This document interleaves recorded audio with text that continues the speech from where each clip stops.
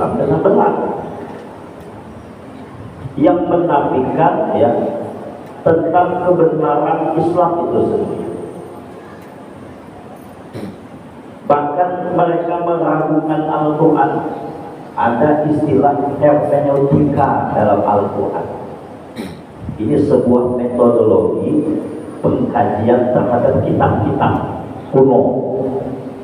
Maka dipakai mereka terhadap Al-Quran untuk mendatangkan suatu keyakinan, itu diawali dengan keraguan. Jadi oleh mereka ditanamkan sebuah metode meragukan Al-Quran dulu. Untuk menimbulkan ini kita ragu dulu dengan Al-Quran. Padahal kalau kita melihat dalam surah Al-Baqarah, surah yang kedua di dalam Al-Quran, setelah surah Al-Fatihah, ayat yang pertama ya, Alif Lam Mim Zalikal Kitabu La Raiba Fihi. Pas pada ayat keduanya dijelaskan apa? Zalikal Kitabu La Raiba Fihi. Itu Al-Quran, itu Alkitab La Raiba Fihi, tidak ada keraguan di dalamnya.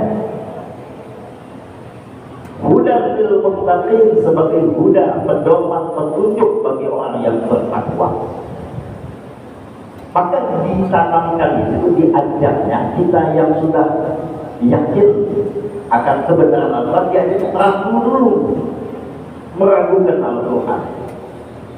Mereka buat kedustaan. Bisa jadi itu Al-Quran adalah perkataan Muhammad SAW.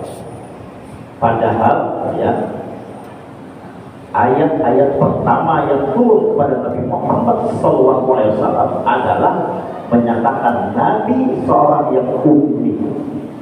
Iqra bismi rabbikal ladzi khalaq. Iqra ma ana biqari'in.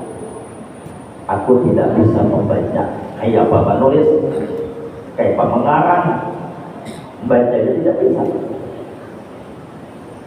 Dan Nabi SAW ya, itu tidak pernah, bahasa kita sekarang, makan sekolahan ada surat ibu belajar bila kecuali dari Allah. Maka itu apa yang diucapkan Nabi semuanya wahyu semua. Wa ma yantiqu 'anil hawa in huwa illa wahyun yuha. Nabi menyatakan adzabani rabbi fa ahsana ta'dibi. Tuhan pula yang membimbingku, yang mendidikku, yang mengajariku adab yang baik, maka baiklah aku dipekerti. Yang menjadi gurunya Rasulullah langsung Allah Subhanahu wa ta'ala. Apa yang disampaikan semuanya wahyu, termasuk Al-Quran. Nah itu wahyu itu dalam kitab ulumul Quran dijelaskan ada dua macam. Ada wahyu maklun, ada wahyu marwiyun. Yang maklun adalah Al-Quran, yang maklun Al-Quran, yang marwiyun adalah hadis-hadis Nabi Muhammad sallallahu alaihi wasallam. Intinya semuanya wahyu datang dari Allah. Nah itu dibuatnya begitu. Dan itu masuk di mana Bapak Ibu yang berbahagia? Di lembaga-lembaga pendidikan, universitas Islam itu dirasuki itu, supaya nantinya kader-kader Islam yang berpendidikan ini rancu pemahamannya, ragu terhadap Al-Quran, ragu terhadap Islam, ragu terhadap Nabi Muhammad SAW. Yang berbeda mereka ini minal juhala, orang-orang yang bodoh. Na'udzubillah min. Jadi mereka membuat sebuah kedustaan yang mana mereka ini adalah orang-orang yang tidak beriman dengan ayat-ayat Allah Subhanahu wa ta'ala. Banyak tanda-tanda kekuasaan Allah itu didustakan mereka. Ya, tentang hal sesuatu kejadian-kejadian Allah dianalisa mereka tentang keilmuan, dikatakannya oh ini bukan masalah ciptaan Allah, ini memang proses evolusi evolusi. Contohnya apa? Manusia itu ya bukan karena ciptaan dari tanah, tapi memang dulunya dari monyet. Maka itu ada juga teori-teori seperti itu. Itu kan namanya mengadakan sesuatu yang kedustaan karena kejahilan mereka, dan mereka itu adalah pendusta. Bapak-bapak, ibu-ibu yang berbahagia, kaum muslimin muslimat rahimahumullah. Orang yang apabila berbicara, menyampaikan sesuatu, setiap yang didengar sampaikannya, setiap yang dilihat sampaikannya, itu bahaya. Maka dengan kita setiap menyerap sesuatu, hendaknya dengan kita analisa dulu. Tersalah tidak apa-apa, tapi menyalah itu yang bahaya. Apalagi untuk berniat berdusta. Ulun pada waktu 2 minggu yang lalu itu ada tersalah, tapi kada dia mengatakan salah menjelaskan. Contohnya yang kesalahan ulun waktu itu mengatakan Suraqah. Jadi Suraqah itu asli namanya bukan Suraqah, terbalik. Suraqah itu nama aslinya Suraqah memang Suraqah bin Malik. Lalu oleh orang kita mengatakan orang yang serakah itu karena ingin menetapkan sebagai Suraqah. Itu contohnya bersalah tadi. Sama tadi yang nama bersalah. Tapi kalau yang menyalah, yang membuat kedustaan, merusak. Pernah terjadi Bapak Ibu yang berbahagia, ini nyata nih. Kalau tidak ingin menjelekkan seseorang, tapi kita bilangnya pernah didustai. Pernah ada penceramah, kalau dengan insiden ceramah di sini, ini orang pendusta.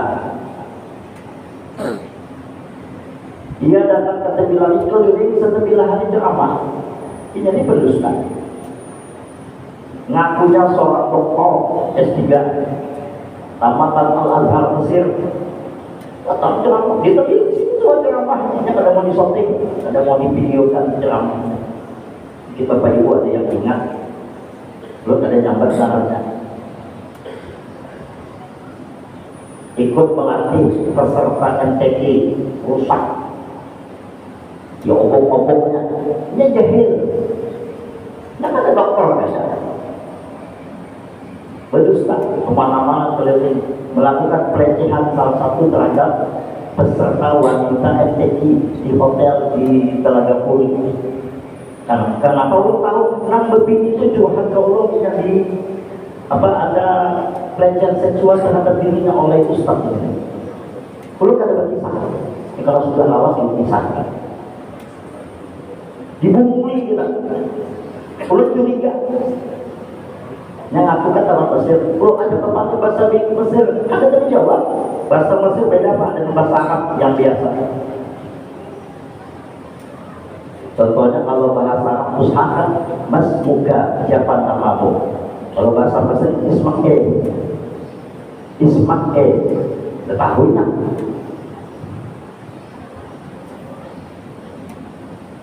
Baulang itu, apanya baulang itu paham? Baulang itu ya, aku lulaknya. Atau bahasa ini by the way, aku lulaknya. Bahasa-bahasanya baulang itu. Kalau hanya berpandang bahasa Mesir ada nyamuk, nah boleh curiga di orang Mesir. Jelas bukan mahasiswa Mesir, bukan tamatan Mesir. Ya ada bahasa Mesir yang bisa jawab. Bahwa curiga, kalau kada mengisahkan Quran, inilah mengisahkan di sini. Sampai kemudian selesai ceramah di sini, banyak diundang keliling bilang ditangkapnya di mana? Di Pekanbaru. Ditangkap Pak di Pekanbaru. Yang menangkapnya itu ulun ketemu dengan orangnya semalam, ya ulun masih di Pekanbaru, ketemu dengan yang menangkapnya tadi itu. Bujurnya kisah ulun yang menginterogasinya santai. Ya wih coba dia ngaku deh nanti bumulinya kita. Apa yang disampaikannya memang ada yang benar, tapi banyak yang ada jujurnya juga. Ternyata dia seorang Syiah yang sedang menyebarkan Syiah. Keterbilangan, coba dimulainya kita. Jadi santri-santriwati itu kan ingin bertambah orang alim katanya punya pondok pesantren hafid Al-Quran 30 juz, mana suah hafal Quran. Tidak suah pernah menghafal Quran 2 bulan di rumah hafiz. Ada hafal Quran merusak tangkap, laporkan ke kantor polisi. Yang mengantarnya ke kantor polisi itu orang pemilahan juga salah satunya, tapi tinggal di Pekanbaru. Jadi yang mengantar dengan Pak Kiai dengan Dr. Mustafa Umar LCMA. Belum ketemu dengan Dr. Mustafa Umar LCMA semalam, sama beliau ketemu juga. Tapi tahunya awas sudah. Tapi dibenarkannya semalam kisahnya, coba masuk orang ke kita, umulinya kita. Waktu masih sama Pak Wardan waktu itu Pak kita. Nah, itu contohnya merusak orang jahil gitu. Mengaku pintar, paham tentang Al-Quran, orangnya lembut, gaya tawaduknya kelihatan, tapi udah curiga ini orang ini kenapa penyampaiannya banyak yang dianggap benar tapi sebenarnya salah. Nah itu contoh. Bapak dan Ibu yang berbahagia, kaum muslimin muslimat rahimakumullah. Maka dari itu bagi orang yang kita belum mumpuni dalam sesuatu, jangan coba-coba untuk menyebarkannya, apalagi kajian-kajian tauhid. Ini belum paham yang mendasar sudah menyampaikan tentang misalnya wahdatul wujud. Ya, martabat 7 dekat duduk belum belajar. Sifat 20 dekat paham. Kitab-kitab yang mendasar ya Ustaz Ikin Syekh Abdul Somad Al-Albani, Hidayatul Bidayah ada suara paham misalnya nih. Sabila mutadi yang ada tahu tapi bicaranya sudah tinggi, makam sampai sudah. Akhirnya umpat-umpatan juga kayak al-halal Allah. Dan itu hatiku aja tahu. Apa yang terjadi? Jemaahnya masa Tuhan menyembah dirinya sendiri. Kata payah lagi sembahyang cukup ingat saja. Nah, muncul ada orang majelis mulai tidak lagi pakai sembahyang. Ma'udzubillahimin. Maka itu dikatakan ya. Kafa bil mar'i kadziban ayyuhaditsa bi kulli ma sami'a. Hadis sahih riwayat Imam Muslim. Dikatakan dalam sebuah hadis Rasulullah bersabda, cukuplah seseorang itu dikatakan pendusta atau berdusta ketika dia setiap yang didengarnya disampaikannya, dikisahkannya. Dilihat dahulu ya apa yang mau disampaikan dan kepada siapa dia menyampaikan. Bapak dan Ibu kaum muslimin muslimat rahimakumullah. Demikian juga dengan kita yang belum memahami sesuatu, jangan cepat-cepat untuk menyampaikan. Kenapa? Setiap apa yang kita sampaikan akan dimintai pertanggungjawaban di hadapan Allah Subhanahu wa Ta'ala. Jangan mudah ikut-ikutan. Allah mengingatkan di dalam Al-Quran dalam surah Al-Isra ayat 36. A'udzu billahi minasyaitonir rajim. Wa la taqfu ma laysa laka bi'ilm inna as-sam'a wal basara wal fu'ada kullu ulaika kana 'anhu mas'ul. Allah mengingatkan janganlah kata Allah kalian mengikuti sebuah perbuatan yang kalian tak berilmu pengetahuan tentangnya. Sesungguhnya 3 dimensi untuk mendapatkan ilmu itu adalah pendengaran, penglihatan dan hati akan dimintai pertanggungjawaban di hadapan Allah Subhanahu wa Ta'ala. Bagus dengan kita apakah ada terlalu paham? Namanya baca aku gak tahu. Selesai. Aku gak ada paham. Datang orang ustaznya awal menjelaskan tentang martabat 7-nya. Paling nyaman dan ada paham. Selesai. Tapi merasa gengsi mungkin kan, wah ini ustaz sudah masa kita kada tahu, wah tiba-tiba menjelaskan tentang martabat 7. Maka nambahinya, martabat itu katanya 7 aja, martabat 9 ya, wah kenapa pulang ditambahinya. Itu contoh. Maka itu ulama kita di sini, ulun ingat mudah-mudahan informasinya kada salah. Almarhum Abang Muiz itu ketika didatangi minta dijelaskan atau apa-apa itu dia menjelaskan. Saya tahu sih deh, sampai orang itu ketungkang pula. Apakah beliau ada? Kalau kita salah bahaya lagi. Dan siapa yang bertakon ini juga dilihat. Kenapa? Likuli maqalin maqal, wa likuli maqamin maqal. Setiap perkataan ada tempat yang sesuai, setiap tempat ada perkataan yang sesuai. Karena akibatnya itu yang bisa membahayakan. Maka itu tempatnya Bapak Ibu pernah mendengar ada seorang ustaz, seorang kiai di Kalimantan Selatan yang kemudian diingatkan oleh Majelis Ulama Kalimantan Selatan untuk menutup pengajiannya. Disuruh tutup pengajian di Kalimantan. Kurang hanya boleh dari Banjar. Tutup pengajian itu, dilarang lagi menyebarkan. Dipanggil oleh muid. Maka ketika ditakuni siapa gurunya, orang sembilan jam pulang. Lu gak ada sahabat melarangnya. Tapi Bapak Ibu mungkin ada tanggung dengan orang itu. Nah itu bisa terjadi. Tutup pengajiannya, dilarang lagi menjelaskan. Kenapa? Yang mungkin samalah dalam dahulu pernah kejadian. Bapak Ibu mungkin pernah kenal dengan Syekh Sidi Jenar, ya kan? Pernah dengar dengan Al-Hallaj. Bahkan ya banyak ulama-ulama kita, termasuk Bapak Guru Sepungkul, itu mengingatkan dengan kita jangan semua ada kitab pun dibaca, apalagi dibaca dipahami karena berguru bahaya. Di antara kitab-kitab yang kita diingatkan untuk benar-benar berguru dengan guru yang benar-benar mumpuni, yang bisa menjelaskan kitab itu, dan mereka ini berijazah gurunya. Isi guru yang memang mendapatkan ijazah dari gurunya untuk menjelaskan itu. Tidak serta mudah kita mengambil kita tersebut Al-Qur'an Nafis misalnya, itu tiba-tiba guru. Apalagi kitab yang kami diingatkan oleh guru kami, jangan di sini membaca kitabnya. Contohnya apa? Futuhat Al-Makkiyah, Futuhat Al-Makkiyah. Futuhat Al-Makkiyah itu yang disuruh oleh Ibnu Arabi, kalau diisi kitabnya baca. Hanya beberapa lembar sudah kalau mati. Ada lagi wajib melanjutkan. Ada wajib lagi melanjutkan baca kitab. Kenapa ya? Mengkata berguru bahaya. Maka itu ulah berguru. Datangi guru yang sudah mengkaji kitab itu. Belajar, tetapun bagi belajar kitab Futuhat Al-Makkiyah itu. Tapi jujur aja lo ada maknanya. Maka yang dasar-dasar aja dulu. Nah itulah ya. Kalau seandainya ini sudah ada memahami lalu menyampaikan, rusak agama orang. Akhirnya memahami sesuatu yang dikejar apa?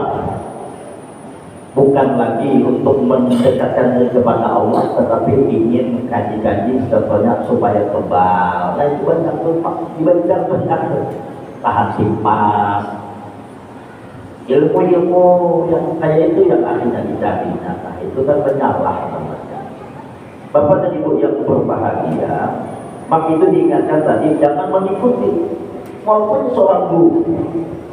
Jangan itu yang kita cari. Maka itu ada ungkapan begini, man arada ayyakuna waliyan wa huwa laysa biwaliyin. Bahkan menuntut ilmu ini mempadi tentang hukum sini, tentang hukum sebagainya, berniat supaya jadi wali. Apa kata Syekh Junaid Al-Baghdadi? Pengawasan akan menjadi wali. Orang yang mengaji ilmu ke sana kemari, berkeinginan niatnya ingin jadi wali, selawasan kalau akan jadi wali. Kenapa? Salah niat. Orang beramal itu lillahi ta'ala, bukan hendak jadi wali. Menjadi wali sudah maksud lagi, kata Allah lagi yang dituju. Maka itu man arada ayyakuna waliyan wa huwa laysa biwaliyin. Seseorang yang berkeinginan jadi wali selama-lamanya tidak akan pernah jadi wali. Sama dengan yang pernah kita sampaikan, jangan pernah ingin menjadi orang kaya. Kalau boleh, al-ghani itu kaya itu adalah miliknya Allah. Sampai kapanpun namanya makhluk tidak akan pernah kaya. Kaya apa? Nggak kaya. Semua yang dimiliki dia cuma satu ini. Makhluk tidak akan pernah memiliki. Jelas sudah lillahi ma fis samawati wa ma fil ardi, sifatnya kata lillahi ma fis samawati wa ma fil ardi selama-lamanya milik Allah, apapun yang ada di langit maupun di bumi milik Allah. Kalau tentang kekayaan materi itu sudah tercatat, sudah di Lauhul Mahfuz 50.000 tahun sebelum langit dan bumi diciptakan. Itu rezeki kita sudah ditentukan, banyak sedikitnya, besar kecilnya sudah. Bagaimana hendak sugih berkaya dua. Apapun yang dilakukannya, sebesar apapun usaha yang dilakukannya, tidak akan pernah bisa menembus dinding takdir. Itu sebagaimana terdapat dalam kitab Al-Hikam yang disusun oleh Syekh Muhammad Hasan dari rahimahullah. Sawabiqul himam la taqrubu aswa al-aqdam. Semangat yang membara, keinginan yang kuat tidak akan pernah mampu menembus dinding takdir. Nah itu rukun iman yang keenam itu kompor wajib dipahami. Kalau orang yang tidak memahami tentang rukun iman yang keenam ini ataupun 6 rukun iman ini, susah kalau hidupnya. Memang harus susah. Kenapa?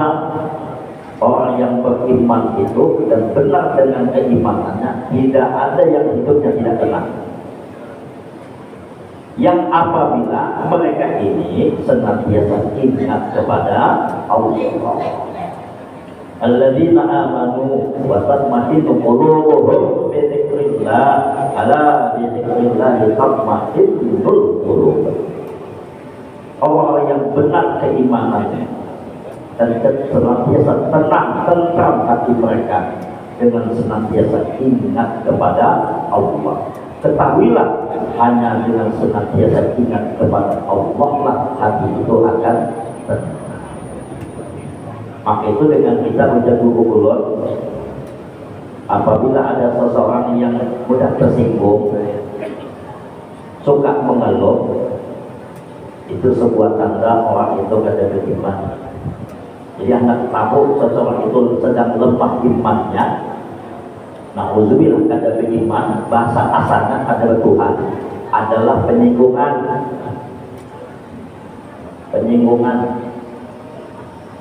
Yang kedua, yaitu adalah suka mengeluh. Sedikit ngalir,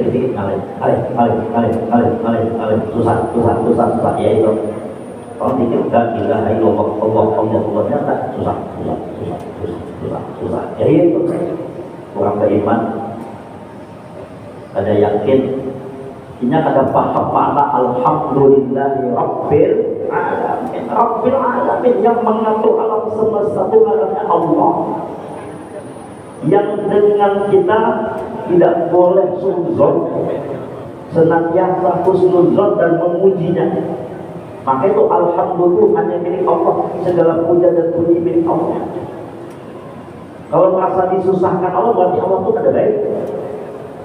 Padahal Allah menyatakan di dalam Al-Quran, wa ma rabbuka bizzallamin lil 'abid, tidaklah Tuhan itu berbuat zalim kepada hamba-hambanya. Maka dengan kita jangan lagi merasa mencari hidupnya susah banget hidupnya. Kalau susah itu bisa gitu. Tapi jangan mundur diri juga. Kayak itu pak hidup. Kan sudah dijelaskan dalam Al-Quran. Wa mal hayatud dunya illa mata'ul ghurur, kenikmatan yang menipu. La'ibun wa lahwun, permainan yang melelahkan. Kayak itu. Ada lawas juga. Ada lawas kena di alam barzakh, apalagi kena di akhirat. Nah itu kan ada hadis-hadisnya, kholina biha abada, tinggal kita nak milih nang surga dan neraka. Maka itu Nabi mengingatkan orang yang suka mengeluh, apalagi sampai sare itu tanda kadang masuk surga. Nabi menyatakan lantak tok wala jannah, jangan sare maka bagimu surga. Jadi Allah mempercayakan itu ada masuk surga kelihatannya. Sedikit-sedikit marah, sedikit kesal, sedikit-sedikit, jadi ada hendak bagi Karena Nabi pernah mengatakan dalam satu hadis sebagai penutup, ya, kullu ummati yadkhuluna jannah, setiap umatku masuk surga di Nabi illa man aba, kecuali yang ada hakun. Nah itu.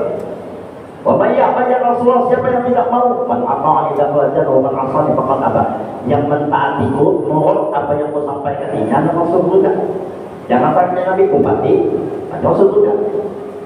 Yang tidak mau mengikuti, maka dialah yang tidak mau masuk surga. Maka dia mereka kata, amalanku banyak, tapi pilihan seperti itu cukup, sudah istilahnya. Yang meninggalkan sholat lima waktu, dan juga jangan melakukan tindakan kewajiban. Satu, jangan marah, insyaallah masuk surga. Demikian mungkin dapat sampaikan. Bila ada salah-salah belum diampun, minta halal. Demikianlah kita tutup dengan kafaratul majlis. Bismillahirrahmanirrahim. Subhanakallahumma wa bihamdika, asyhadu an la ilaha illa anta, astaghfiruka wa atubu ilaik. Walhamdulillahirabbil alamin. Wassalamualaikum warahmatullahi wabarakatuh.